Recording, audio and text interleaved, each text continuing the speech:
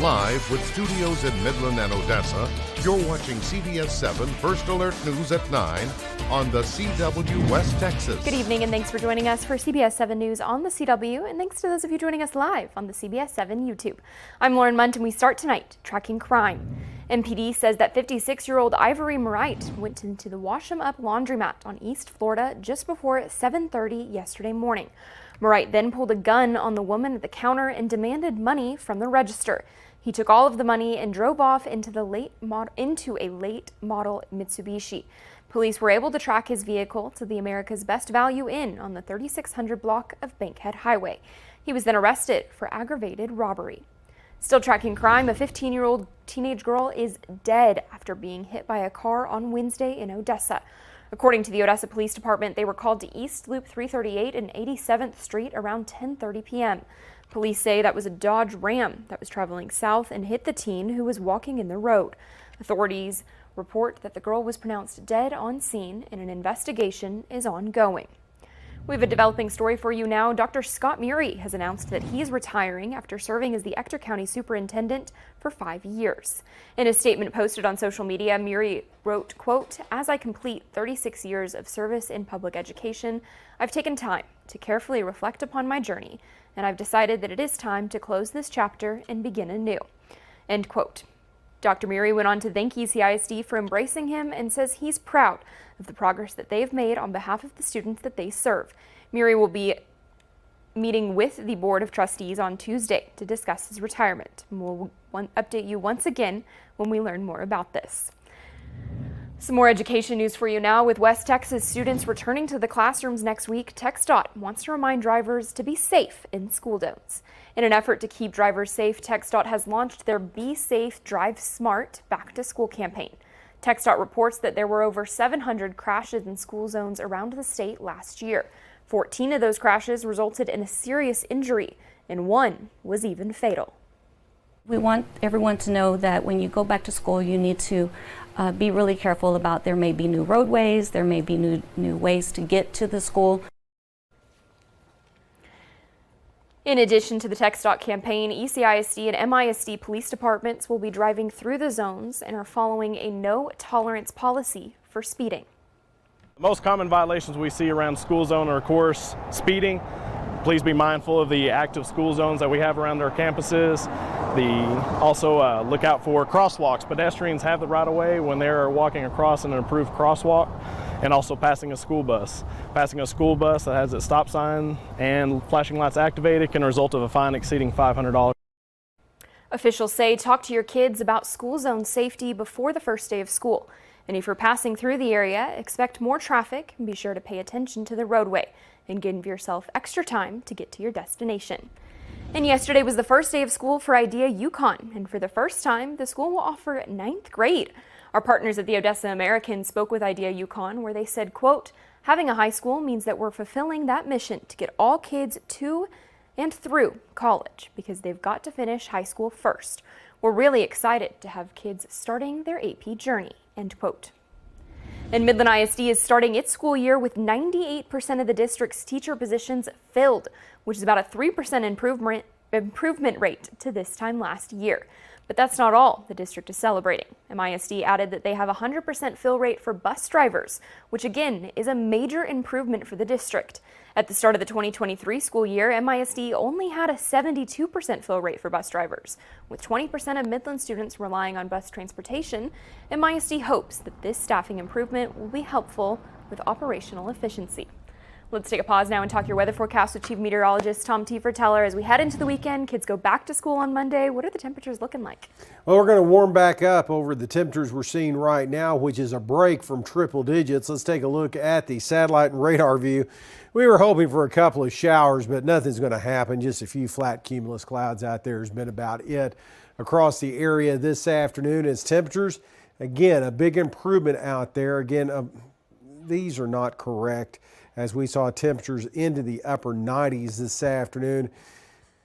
98 out of the Middle National Air and Spaceport, and the hottest stuff was down here at Rio Grande Village up to 107 degrees. As we take a look at current temperatures, you can see things are starting to cool off, still hanging on to the 90s, but really kind of a nice evening out there across the area. as humidity levels again are coming back up thanks to an east wind that continues, and that's going to make for a mild overnight across the area as we'll have a little humidity to deal with. Temperatures dropping down into the lower to mid 70s. Tomorrow looks like another sub 100 day before we get back close to it coming up on Sunday. Midland native Bryce Hoppel finished second in the Olympic semifinals this morning, and that means he'll compete for the gold medal tomorrow afternoon. I got to wake up bright and early this morning to watch as West Texans cheered him on. Take a look.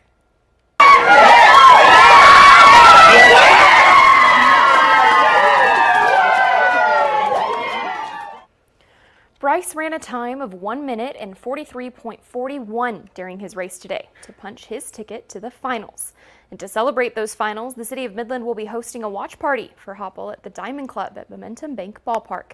Again, that's tomorrow, and the party is scheduled for 11 a.m. to 1 p.m. And Hoppel is scheduled to run at 12:05 p.m. The Midland Rockhounds will provide free hot dogs and chips. The city of Midland will provide free bottles of water, and Kona Ice will serve free snow cones. Speaking of Bryce Hoppel, it was Red, White, and Blue Day at his alma mater, Midland High, as teachers celebrated his 2024 Olympic run. The Bulldogs can often be found shouting the phrase OYB. It's a nod to the first words of the school fight song, On Ye Bulldogs. But today, OYB stood for On Ye Bryce.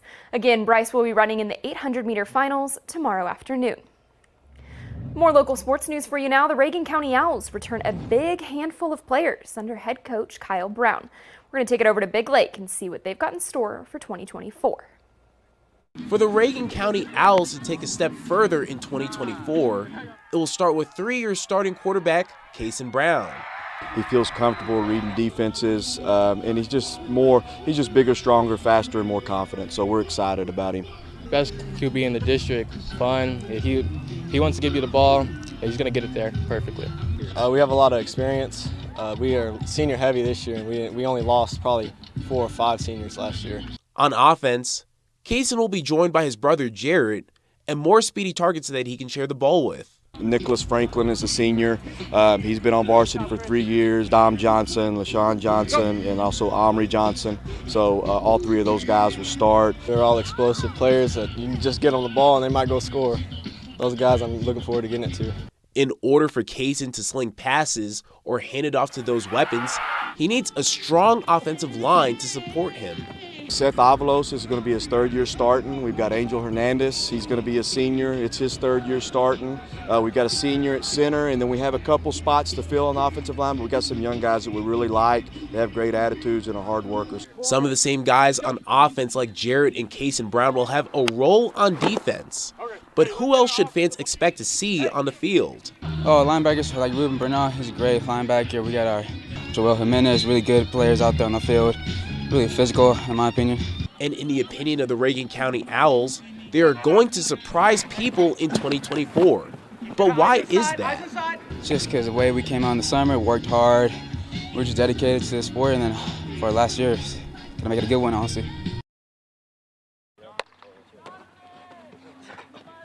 Let's switch it on over to the Rankin Red Devils. Rankin starts the 2024 season under Garrett Avalos for his 7th year as the team's head coach. But a couple of big changes are on the way for the Red Devils. They're chomping at the bit. You know, we're trying to warm up with some half-speed drills, and they're flying around everywhere, and I'm trying to, kind of pull the reins on them and slow them down a little bit just to get warmed up. So I think the morale's great right now. The Rankin Red Devils are coming into 2024 following a 7-4 season in 2023, the team's first season with fewer than 10 wins since 2018. 2016 was the last time the Red Devils finished with a losing record. You know, this region's always extremely tough. It's changed a little bit with the realignment, so we're now Region 1, but still just as tough as it's ever been. But, we feel like we've got a good group of kids. They're excited about, the challenge of a tough schedule. Rankin has a new offensive coordinator and former Sands coach Ty Keith. Avalos says he runs a very similar offense to what Rankin has run in recent years. But another big change is coming to the Red Devil offense. Dash Davis was the starting quarterback last year. He is likely to have a different role on offense as Gage Lopez, the backup last year, is getting pushed up the depth chart. But he's put a lot of work in the weight room this year and filled out quite a bit. So we'll have him under center to kind of get things started and move Dash to the backfield and try to get him in some space and make some plays. 1, 2, 3. The new offensive coordinator allows Avalos to put a lot of time in on his defense, where he believes a lot of talent can shine. Dash Davis returns to us this year as a senior. He'll be a big part of what we do, and Gage Lopez, those two guys and Dustin Jackson, those three guys, they'll kind of anchor the back end of it as like linebacker, DB types. The Red Devils opened the season with a unique Thursday night matchup with the Happy Cowboys. The Odessa Chuck Wagon is heading to Ruidoso, New Mexico to help the people who were affected by June's wildfires. The nonprofit will be feeding the community in an effort to show them support and help them pick up the pieces. They're trying to raise $50,000 to fund their trip to the village. We donate our time. There's none of us are paid to do any of this, but we give up our time and we need to go do it. It's the right thing to do. So if we can at all make it happen, we're going to make it happen. Ruidoso will be the Odessa Chuck Wagon's biggest relief effort, as many West Texans have got a strong connection to the village. Ruidoso is almost like a sister city. It's certainly a vacation destination for a lot of folks here. A lot of folks here have homes and stuff. So, it's the right thing to do. It's a good thing to get up there and spread the goodwill. The event is on August 24th, and the Odessa Chuck Wagon is expected to serve between 3,000 to 3,500 people. If you're interested in donating to help them, just go to our website, that's CBS7.com. Got some consumer news for you now. Exciting news. The City of Midland has confirmed that Costco is coming to the Tall City. According to the City of Midland, the store will be 174,000 square feet, and it'll create over 100 jobs. The city reports that they plan to start construction by next summer, and the goal is to have the store completed by the summer of 2026. And if you've got some back-to-school shopping to do, the annual sales tax holiday kicks off today for Texans. Most clothing, school supplies, and backpacks will be sold tax-free if they're under $100. That's according to the National Retail Federation. Families are expected to spend nearly $900 this school year, and total back-to-school spending is expected to reach nearly $39 billion. The tax-free holiday starts today, and it'll go through Sunday. And take a look at this. A local father-son duo is turning heads in the Midland music scene with their band Side Effects. The band blends heavy metal and is influenced by Metallica, Korn, Nirvana, Blink-182, and Green Day. The family felt inspired to start making music together after they saw a Kiss concert in 2020. My whole world changes pretty much to where it's just me and the music. Not sitting in the audience watching, I get to be. And I don't mind watching him when he plays with other people, but I love that we get to do this together. But what makes this band truly special is their connection to the Midland area. The father-son duo says that the local music scene and the community is incredibly supportive of them. Most of what we see or what we listen to in terms of music is something that comes to Midland. What's really cool today about the music scene is there's a lot more cooperation than competition. There's a lot more of supporting one another. I mean, we all are in this together. The duo plans to release an EP this fall, which is being produced by another local musician. Side Effects hopes to open for big artists that come to the area one day.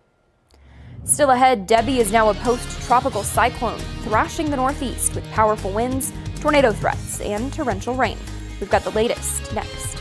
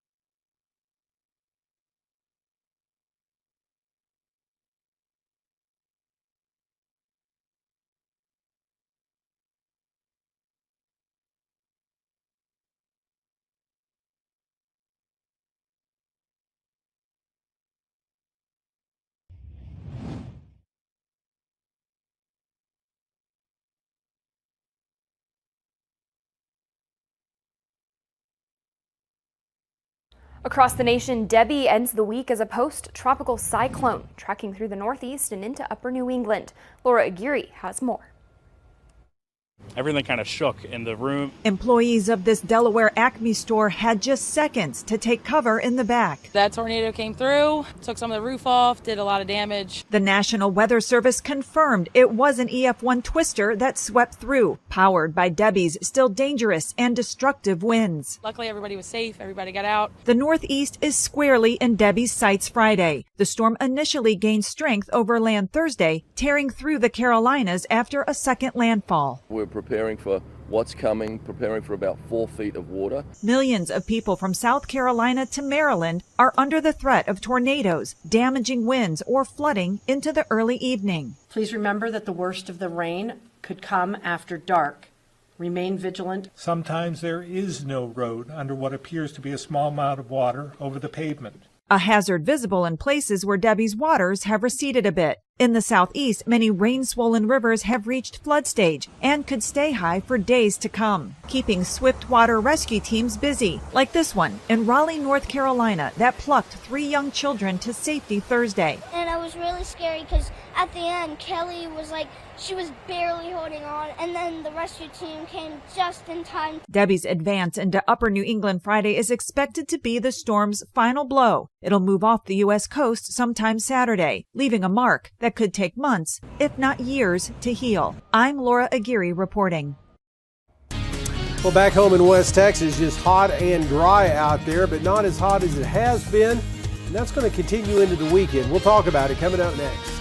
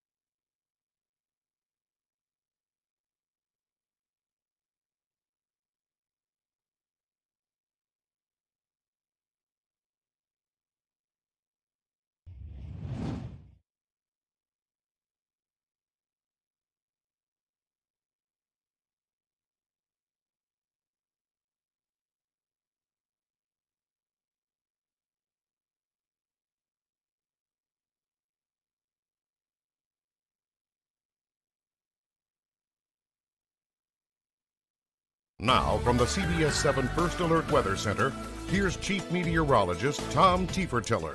Well, a quiet evening out there as we're seeing temperatures on the warm side after topping out into the mid to upper 90s today. We're in the lower 90s now, so it's still August. It's still summertime in West Texas, even though we did see a little bit of relief from the triple digits today. The mountain areas, that's the place to be, with Alpine Fort Davis coming in with 81 degrees at the present time. Again, high pressure still in control of our weather. There's a little bit of thunder shower activity on the edges, and we saw some stuff fire up across central portions of Texas. But that's as far as it got, so we're not going to see too much develop into our forecast tonight.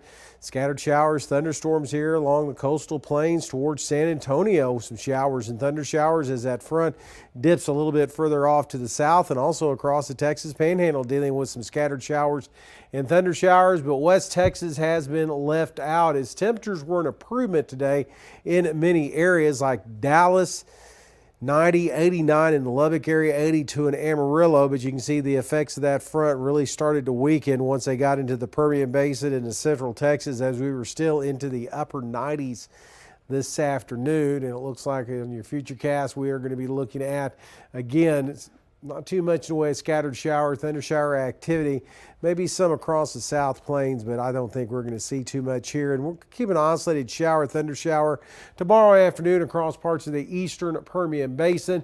But it does look like, for the most part, though, relatively quiet conditions are going to be on the way as temperatures start to warm back up to those triple digits, it looks like, late in the weekend. So for tonight, here's what we are dealing with again. Temperatures into the mid-70s out there under generally clear skies. And then for tomorrow, well, more of the same, mid-90s out there. So not too bad to start the weekend. But some triple digits out across the western Permian Basin, Trans-Pecos, and down towards the Presidio Valley and southern Brewster County too. We get back close to 100 on Sunday, and right at it coming up on Monday, which is the first day of school here in Ector County. First day of school in Midland County coming up on Tuesday. Temperatures at 99 degrees. So again, we're going to see the starts of school warm up quite a bit, as we're not done with August just yet.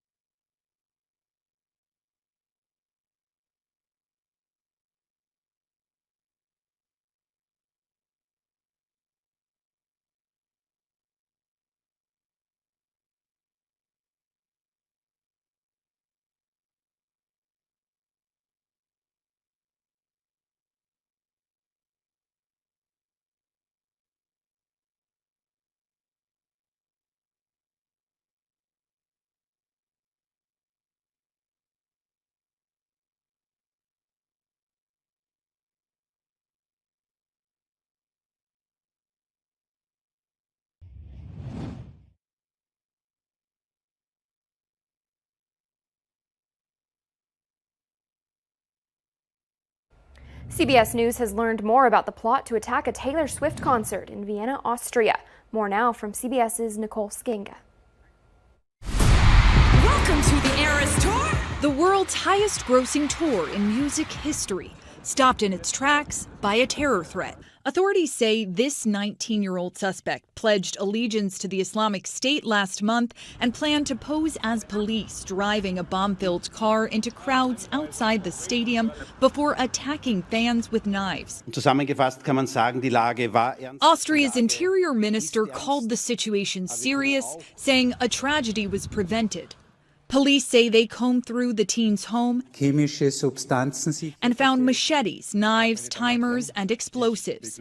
They also found bomb-making materials, according to a source familiar with the investigation, plus an emergency siren. Investigators believed that device would be used to get through security, with suspects disguised as law enforcement. Also in custody, a 17-year-old alleged accomplice who was working for a contractor at the concert venue. Today, throngs of fans took to the streets in solidarity.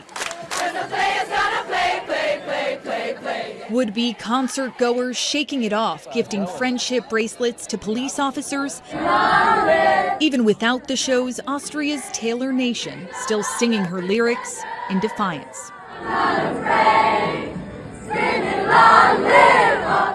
As for the finale of Swift's European tour, set for Wembley Stadium in London next week, the shows will go on. British authorities say there's no indication of any threat to her UK performances.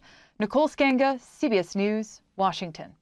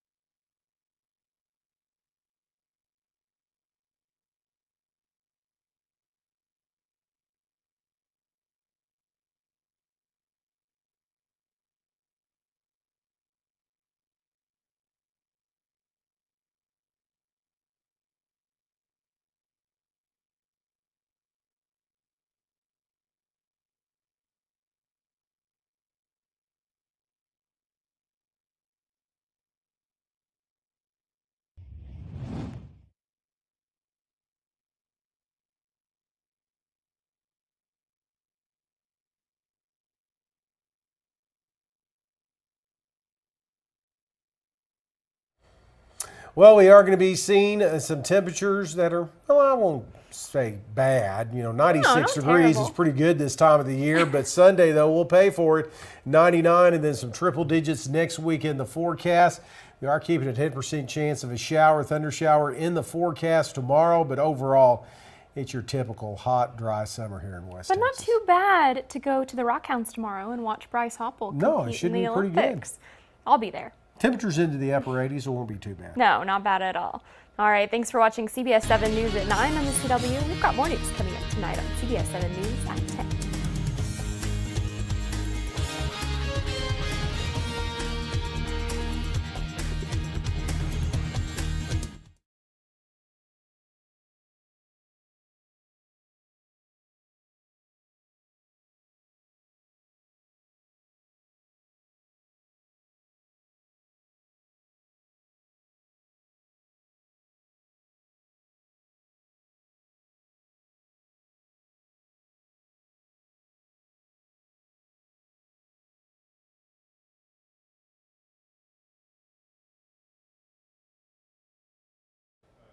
Well, good Saturday morning.